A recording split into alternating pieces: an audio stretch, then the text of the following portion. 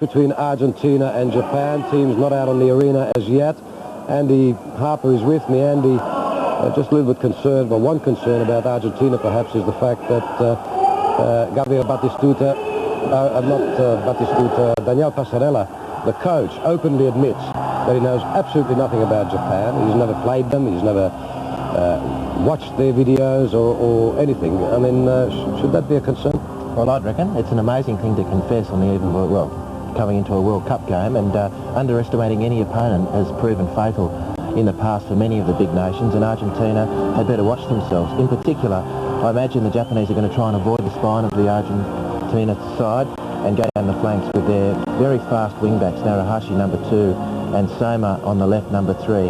In fact, a lot of Japan's attack will go down the flanks, and if Nakata can get control of the midfield in any way, shape or form and try and feed those wide players, then Japan have half a chance. The Japanese have had a dilemma over their strikers in recent times. They've gone with Shochijo and Nakayama. Nakayama the bigger, stronger of the two. Is that the right combination?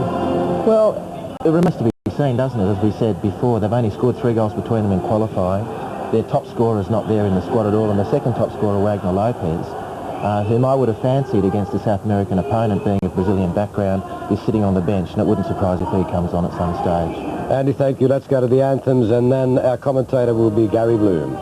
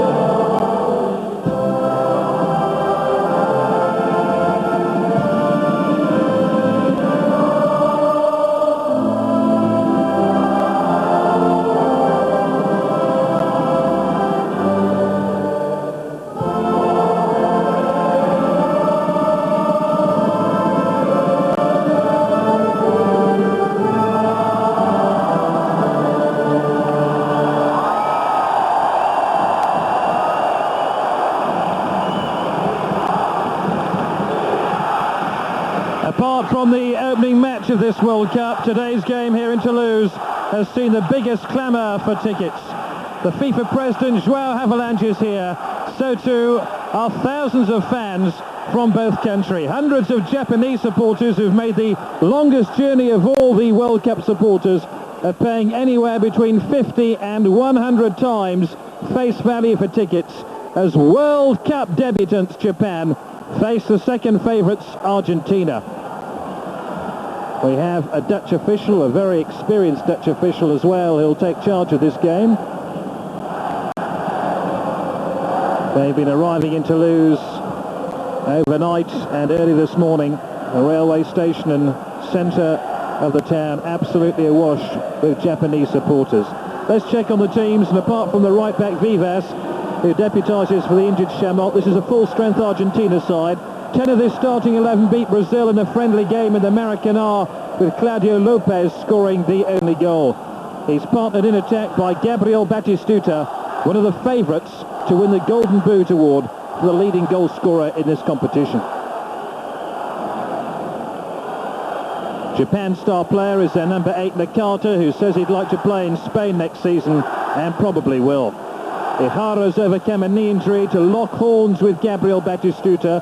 Ihara's made more appearances for the national team than any other player. Today he makes his 117th appearance for Japan.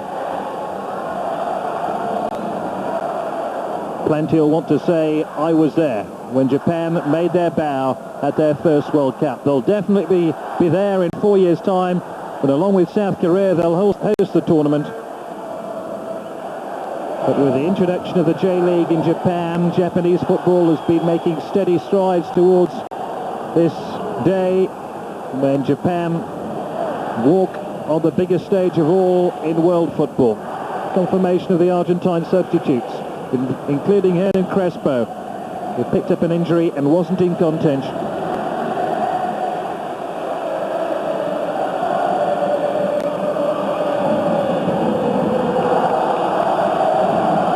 Final word of confidence between the players.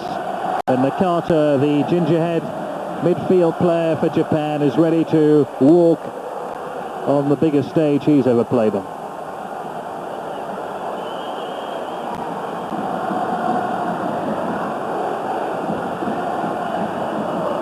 Slightly overcast day, but the sun just beginning to break through the clouds. It's 40 years since the South American side won the World Cup in Europe. Plenty of people attending the '98 World Cup believe Argentina are going to break that sequence.